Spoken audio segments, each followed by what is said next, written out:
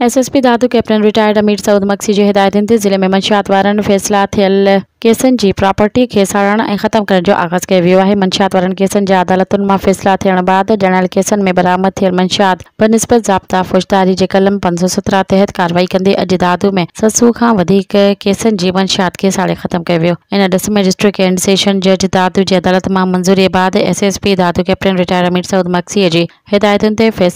फ़ैसिला थियल केसनि जी प्रॉपर्टी खे ख़त्म करण जो बंदोबस्त कयो वियो। साल 2018 खां 2023 ताईं सब डिवीज़न दादू ऐं सब डिवीज़न रुकण जे 13 सालनि ताईं जे थाणनि जे 703 केसनि में हथ आयल मंशियात ऐं गुटखा वापारियुनि खे साड़े नास करण जा इंतजाम कया विया। एसएसपी दादू जी हिदायतुनि ते डीएसपी लीगल सैयद पन्ना अली शाह ऐं कमेटी मेंबर इंस्पेक्टर ला अल्ताफ सोलंकी जी अगवानी में दादू ऐं सेक्शन थाणे जे ग्राउंड ते केस जी प्रॉपर्टियुनि खे गॾु करे तरतीब ॾिनी वई। इन मौक़े ते लाॻापियल हद जा एसडीपीओ ऐं एसएचओज़ पिणु मौजूदु हुआ। जनाब डिस्ट्रिक्ट एंड सेशन जज दादू जिन तरफ़ां नामज़द कयल सिविल ऐं जज जुडिशियल मैजिस्ट्रेट दादू कंबर अली जमाली एडीपीपी ऐं मुख्तियार अली मशहूर जी मौजूदगी में मजमूई तौर 703 केसनि में हथ आयल चर्स अफीम आइस शराब ऐं गुटखा वग़ैरह खे बाहि ॾेई साड़ियो वियो ऐं मुकमल ख़त्म कयो वियो। जद इन सिलसिले में सब डिवीज़न ड्रग बाला 8 जोही, सब डिवीज़न केरन शाह, सब डिवीज़न मेहड़ में, सब डिवीज़न बुंडमाड़ी जे फ़ैसिला थियल मंशियात वारनि केसनि जी प्रॉपर्टी मुतलक़ पिणु CRPC 517 तहत कार्रवाई अमल में आंदी पई वञे, जेको मरहलेवार तरतीबवार 13, 14 ऐं 18 नवंबर ताईं मुकमल कयो वेंदो।